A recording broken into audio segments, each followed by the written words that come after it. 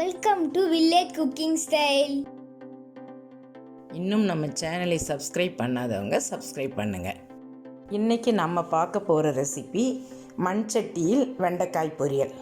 மண் சட்டியில் செஞ்சால் ரொம்ப சுவையாக இருக்கும்.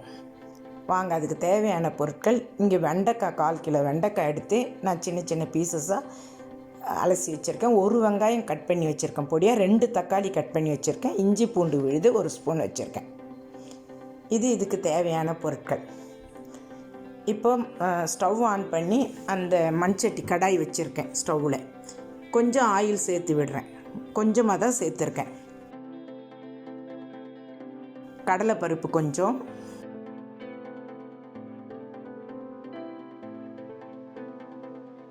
கடுகு கொஞ்சம்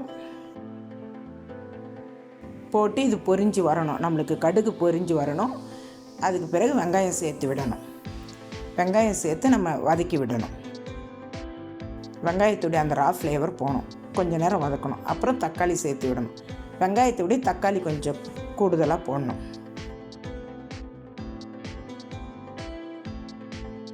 தக்காளி சேர்த்து நம்ம வதக்கி விடணும். இது மண் சட்டியில் செய்கிறதுனால ரொம்ப டேஸ்ட்டாக இருக்கும்.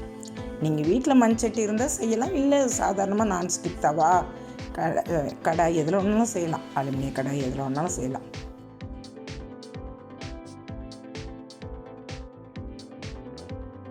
நல்லா வதக்கிட்டு பிறகு வெண்டைக்காய் போடணும்.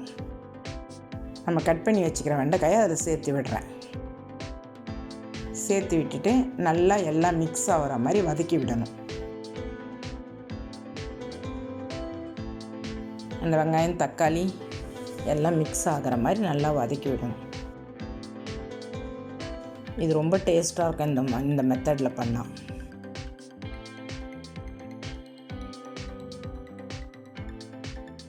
மஞ்சள் தூள் கொஞ்சம் போட்டுட்டு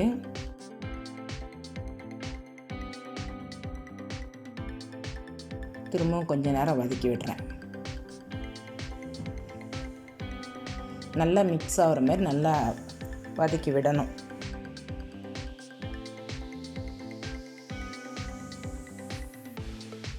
நல்லா வதக்கி விட்டு கல் உப்பு சேர்த்து விடுறேன். தேவையான அளவுக்கு உப்பு சேர்த்துக்கணும். சால்ட் இருந்தாலும் ஓகே, கல் உப்பு இருந்தாலும் ஓகே, எது ஒன்றா போடலாம். நம்ம டேஸ்ட்டுக்கு தேவையான அளவுக்கு போட்டுக்கணும். உப்பு அவங்கவுங்க தேவைக்கு அளவுக்கு போட்டுக்கணும். போட்டு நம்ம வதக்கி விடணும். உப்பு போட்ட பிறகு நம்மளுக்கு கொஞ்சம் நல்லா வதங்கி வரும்.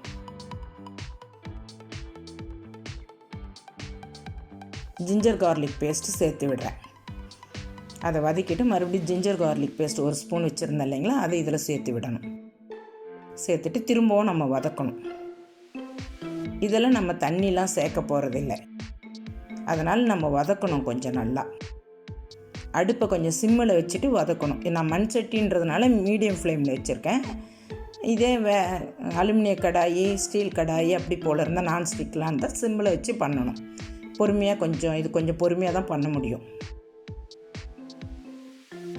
தண்ணி சேர்க்காதனால கொஞ்சம் பொறுமையாக தான் செய்ய முடியும். இப்போ ஒரு 1/2 ஸ்பூன் அளவுக்கு மிளகாய்த்தூள் சேர்த்து விடுறேன்.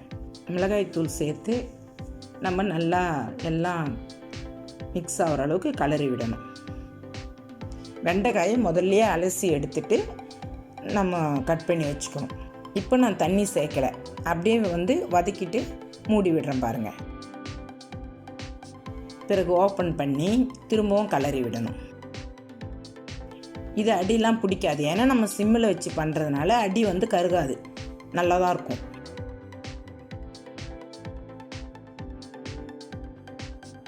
அந்த வெங்காயத்தில் தக்காளியில் இருக்கிற ஈரத்தன்மையிலே அது கொஞ்சம் நல்லா வதங்கி வந்துடும். நம்ம உப்பு சேர்க்குறோம், எல்லாம் சேர்த்த பிறகு அது கொஞ்சம் அப்படி நல்லா வதங்கி வரும். இப்போ நல்லா ரெடி ஆகிடுச்சு. இப்போ கொத்தமல்லி தழை தூவிட்டு அவ்வளோதான், வெண்டைக்காய் ரெடி ஆகிடுச்சு. இது நல்லா அந்த கலர் மாறாமல் இருக்கும், ஆனால் வெந்திருக்கும், நல்ல டேஸ்ட்டாக இருக்கும். நீங்கள் ஒரு டைம் இதை ட்ரை பண்ணி பாருங்கள். இந்த வீடியோ உங்களுக்கு பிடிச்சிருந்தா லைக் பண்ணுங்கள், கமெண்ட் பண்ணுங்கள், மறக்காமல் உங்கள் ஃப்ரெண்ட்ஸுங்களுக்கு ஷேர் பண்ணுங்கள்.